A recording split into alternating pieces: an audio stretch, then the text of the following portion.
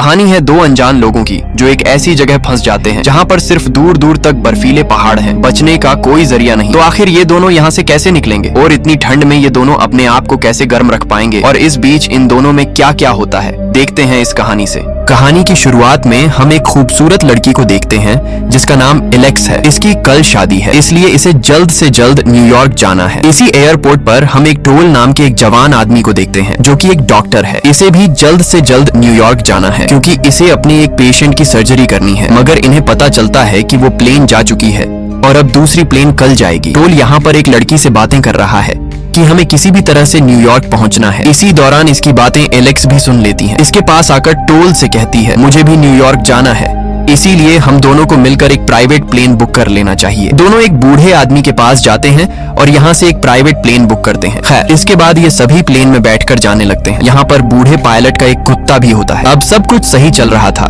कि तभी अचानक से पायलट की तबीयत बिगड़ने लगती है। ये देख टोल इसकी मदद करने इसके पास आता है, लेकिन अब काफी देर हो चुकी थी, जिसके चलते इनका प्लेन एक ऊंची चोटी से टकराता है जिससे प्लेन क्रैश हो जाता है। इस क्रैश में पायलट मारा जाता है, बाकी टोल, एलेक्स और वो कुत्ता बच जाते हैं, लेकिन ये भी काफी जख्मी हो गए थे। इसके बाद टोल प्लेन से बाहर आता है तो देखता है कि हम कहाँ फंस गए। टोल जोर जोर से आवाज लगाता है, लेकिन यहाँ पर दूर दूर तक कोई भी नहीं था। चारों तरफ सिर्फ बर्फ के पहाड़ थे। इसके बाद टोल पायलट को बाहर निकालकर बर्फ में दफना देता है। यहाँ पर एलेक्स को देखते हैं जो कि अभी बेहोशी की हालत में थी। टोल इसके जख्मों पर पट्टी करता है। यहाँ पर ठंड काफी ज्यादा थी, इसलिए यहीं पर आग जलाकर कुछ देर आराम करते हैं। अब इसके अगले दिन टोल यहाँ से प्लेन को गुजरता हुआ देखता है और जल्दी से फ्लेयर गन को चलाता है ताकि इनको सिग्नल मिल सके, लेकिन प्लेन काफी ज्यादा ऊंचा था और वो अपने रास्ते सीधा ही निकल जाता है। एलेक्स काफी परेशान थी क्योंकि कल इसकी शादी थी और अब जाने वहाँ क्या हो रहा होगा। इन दोनों ने किसी को ये भी नहीं बताया था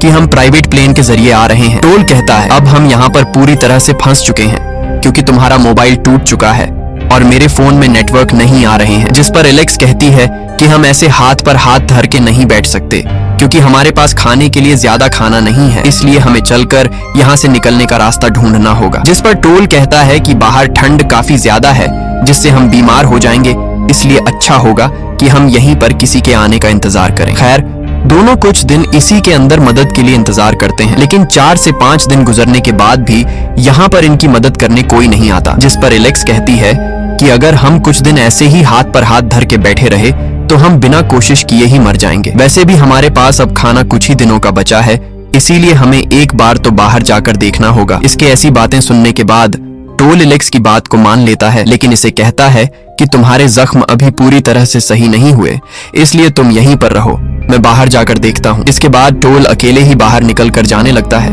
लेकिन यहाँ पर दूर दूर तक बर्फीले पहाड़ों के अलावा कुछ भी नहीं था। अब काफी दूर चलने के बाद टोल भी थक हार कर वापस आने लगता है, मगर इसी दौरान इसका पैर फिसल जाता है और लुढ़कते हुए नीचे जाने लगता है। नीचे काफी गहरी खाई होती है, मगर अचानक टोल कुछ पत्थरों की वजह से अटक जाता है, जिससे खाई में गिरने से बच गया। वहीं एक तरफ हम एलेक्स को देखते हैं जो कि टोल के मोबाइल से कुछ रिकॉर्डिंग सुन रही थी, मगर तभी अचानक यहाँ पर एक खतरनाक जंगली जानवर आ जाता है, जिसे देखकर पायलट का कुत्ता उसके ऊपर भौंकने लगता है और इसे मारने बाहर चला जाता है। लेकिन वो जंगली जानवर खतरनाक था और कुत्ते को जख्मी कर देता है। जिसके बाद जंगली जानवर एलेक्स के पास आने लगता है, जिसे देखकर एलेक्स काफी ज्यादा डर गई और जल्दी जल्दी फ्लेयर गन को निकालकर इसके सिर के ऊपर फायरिंग कर दी है, जिससे कि ये यहाँ से भाग गया। इसके थोड़ी देर बाद यहाँ पर टोल भी आ जाता है। इसके आते ही एलेक्स इसे उस जानवर के बारे में बताती है और कहती है कि मैंने इसके सिर में गोली मारी है और वो ज्यादा दूर नहीं गया होगा, यानी वो आसपास ही मरा पड़ा होगा, इसीलिए हमें उसको देखना चाहिए। इसीलिए टोल बाहर देखने को जाता है तो इसे थोड़ी दूरी पर वो जानवर मिल जाता है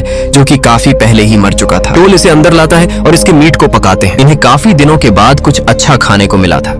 इन्होंने इतना अच्छा खाना काफी दिन से नहीं खाया था, इसीलिए अपने बचे खाने को अपने बैग में रख लेते हैं ताकि इसे बाद में खा सकें। तभी एलेक्स कहती है हमें इस चट्टान से नीचे जाना चाहिए, हो सकता है कि वहां पर तुम्हारे फोन में नेटवर्क आ जाए, क्योंकि हमारे पास यहाँ से निकलने का सिर्फ यही एक रास्ता है। लेकिन टोल कहता है नहीं, ऐसा नहीं हो सकता, नेटवर्क तो यहाँ पर आ ही नहीं सकते हैं क्योंकि मुझे ये जगह दुनिया से कहीं दूर लगती है और अगर हम बाहर गए तो ठंड की वजह से मारे जा सकते हैं। जिस पर एलेक्स कहती है कि वो फिर भी अच्छा रहेगा, ये तो नहीं रहेगा कि हमने यहाँ से निकलने की कोशिश नहीं की थी, और हाँ, हम यहाँ पर भी कितने दिन जिंदा रह सकते हैं, ज्यादा से ज्यादा 15 से 20 दिन, क्योंकि हमारे पास खाना ज्यादा दिन का नहीं बचा, इसीलिए हमें यहाँ से जाना चाहिए।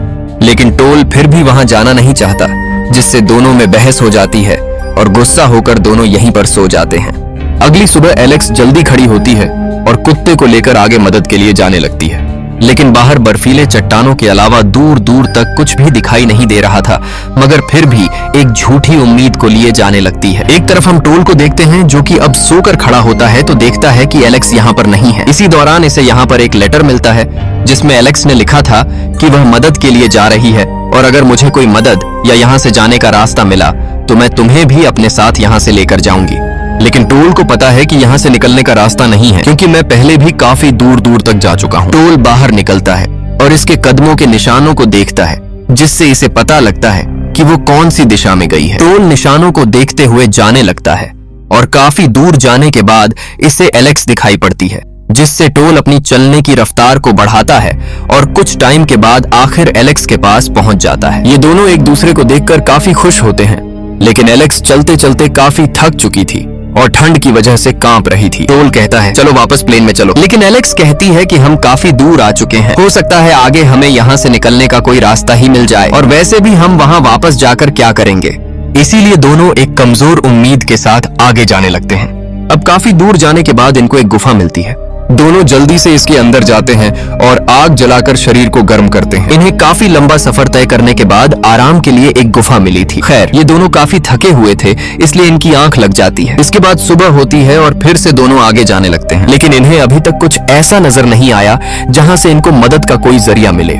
ये लोग दूरबीन से आसपास देखते हैं। इसी दौरान इन्हें सामने एक चमकती हुई चीज दिखाई देती है, लेकिन वो काफी ज्यादा दूर थी। फिर भी थके हारे उस जगह जाने लगते हैं। अब काफी देर चलने के बाद दोनों उस जगह पहुंच जाते हैं जहां से वो चमक नजर आ रही थी, लेकिन यहाँ आकर देखते हैं कि नीचे एक गहरी खाई और बर्फ पिघली हुई है, लेकिन यहाँ एक पतली सी बर्फ की दीवार भी होती है। टोल कहता है कि अगर हम यहाँ से फिसले तो सीधा नीचे गिरेंगे, और वैसे भी बर्फ से पैर का फिसलना एक आम सी बात है, इसीलिए हमें यहाँ से नहीं जाना चाहिए। टोल कहता है कि हमें वापस उसी गुफा में चले जाना चाहिए, जिस पर एलेक्स गुस्से से कहती है हम वहां जाकर आखिर करेंगे क्या, बताओ अपनी मौत का इंतजार। इसी दौरान इन्हें पता लगता है कि वो कुत्ता भी इनके साथ नहीं है, यानी शायद वो इनसे बिछड़ गया। टोल कुत्ते के पंजे के निशानों को देखते हुए इसे ढूंढने जाता है, मगर थोड़ी ही दूर जाने पर टोल को एक घर दिखाई पड़ता है, लेकिन इसके अंदर कोई इंसान नहीं था। अच्छी बात तो ये थी कि इन्हें आराम करने को एक घर मिला। टोल जल्दी से वापस एलेक्स के पास जाने लगता है। एलेक्स जैसे ही इसके पास आने लगती है तभी इसे महसूस होता है कि मैं एक बर्फ की पतली परत पर खड़ी हूँ, जिससे एलेक्स काफी डर गई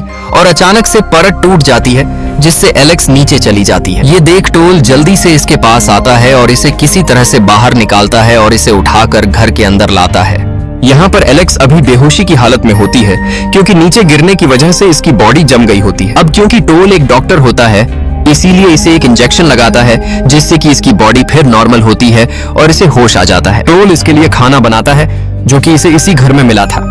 एलेक्स मन ही मन इसे अब पसंद करने लगी थी और सोचती है कि अगर ये एक बुरा आदमी होता तो शायद मुझे उसी हालत में छोड़कर यहाँ से जा सकता था, लेकिन इसने ऐसा नहीं किया और वैसे भी ये मेरा साथ काफी लंबे समय से दे रहा है। इसने अभी तक मुझे गलत तरीके से छूने की कोशिश भी नहीं की। अब ये दोनों एक साथ इसी घर में 4 से 5 दिन तक रहते हैं।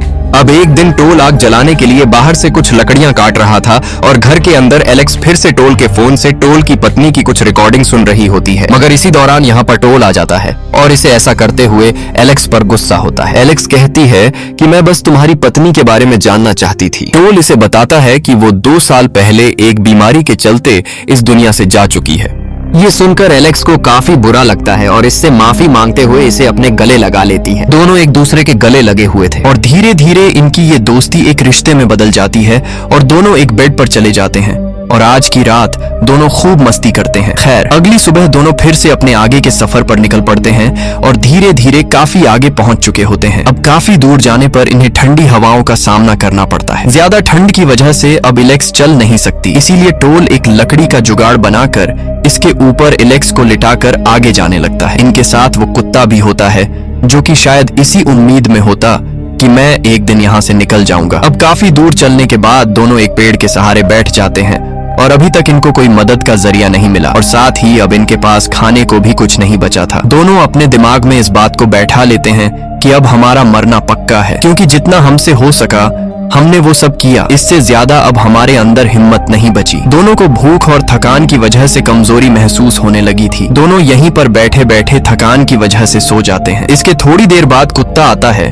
और टोल को जगाने की कोशिश करता है, लेकिन देखते हैं कि ठंड की वजह से काफी हद तक इनकी बॉडी जम चुकी है और टोल लुढ़कते हुए नीचे गिरने लगता है, लेकिन अचानक से अपने आप को संभालता है। कुत्ता इसे अपने साथ थोड़ी दूरी पर ले जाता है। टोल यहाँ से देखता है कि यहाँ से थोड़ी दूरी पर एक फैक्ट्री जैसा कुछ है, इसीलिए टोल जल्दी से एलेक्स के पास आता है और इसे आगे चलने को कहता है। इनको काफी दिन के बाद यहाँ से निकलने की एक नई उम्मीद नजर आई थी। दोनों के चेहरे पर एक अलग तरह की हंसी थी। खैर, दोनों एक आखिरी हिम्मत के साथ आगे जाने लगते हैं, मगर इसी दौरान टोल का पैर यहाँ पर एक ट्रैप में फंस जाता है, जिससे टोल को काफी ज्यादा दर्द होने लगता है। एलेक्स जल्दी से इसके पास आकर उसे पैर से निकालने की कोशिश करती है, लेकिन ट्रैप निकल नहीं पाता है, जिस पर टोल इसे कहता है कि तुम यहाँ से जाओ और मेरे लिए मदद लाओ। बेचारी एलेक्स हारी थकी, भूख से कमजोर किसी तरह से एक सड़क तक पहुंचती है। इसी दौरान सामने से एक बड़ा ट्रक आता है। एलेक्स ट्रक के एकदम सामने खड़ी हो जाती है ताकि वो रुक जाए। एलेक्स इतनी ज्यादा कमजोर हो चुकी थी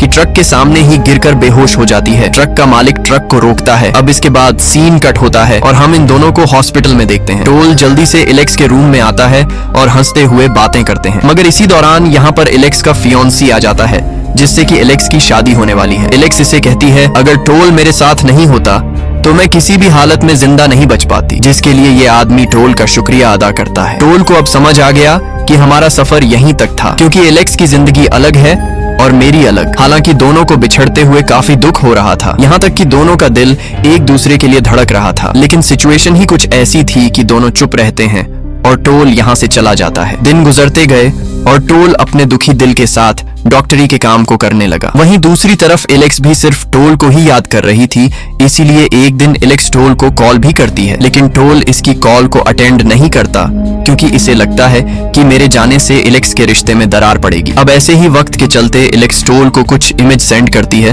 ये देखकर इसे एलेक्स की ओर ज्यादा याद आने लगती है और वह एलेक्स को कॉल करता है और दोनों एक दूसरे से मिलने का वादा करते हैं। खैर, दोनों एक रेस्टोरेंट में मिलते हैं। एलेक्स इसे कहती है, आखिर तुम मेरे फोन को क्यों नहीं उठा रहे थे? जिस पर टोल कहता है, क्योंकि मैं नहीं चाहता कि तुम मुझे याद आओ। मैं पूरी कोशिश कर रहा हूँ तुझे भुलाने की, और हाँ, वैसे भी मैं शादीशुदा हूँ और तूने भी अब शादी कर ली होगी। जिस पर एलेक्स हल्के से कहती है कि मैंने उससे ब्रेकअप कर लिया और मैं सिर्फ तुमसे प्यार करती हूँ, क्योंकि तुम ही हो जो मुझे समझ सकते हो। मैंने तुझ जैसा अच्छा इंसान अपनी पूरी जिंदगी में नहीं देखा। लेकिन टोल कहता है, एलेक्स मुझे माफ करना, मैं शादीशुदा हूँ और क्या हुआ अगर मेरी पत्नी अब इस दुनिया में नहीं रही, लेकिन मैं आज भी उसे प्यार करता हूँ। लेकिन सच्चाई तो ये थी कि टोल एलेक्स को दिलो जान से चाहता है। इसके बाद दोनों रेस्टोरेंट से बाहर निकलते हैं और दोनों एक दूसरे के गले मिलते हैं, जिसके बाद दोनों अपने अपने रास्ते निकल पड़ते हैं। हालांकि दोनों का दिल सिर्फ एक दूसरे के लिए ही धड़क रहा था।